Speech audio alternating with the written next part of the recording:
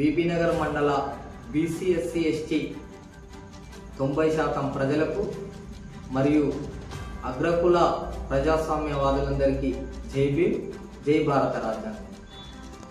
ఈ తెలంగాణ రాష్ట్రంలో 90% ఉన్నటువంటి సబ్బండ కులాలకి రాజ్యాధికారాన్ని అందించాలన్న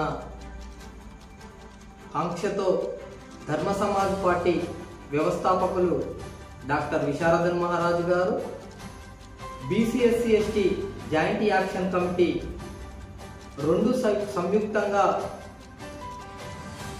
ఈ తెలంగాణ రాష్ట్రంలో 1,00,000 కిలోమీటర్ల మా భూమి రథయాత్ర చేయడానికి సిద్ధపడతా ఉన్నారు.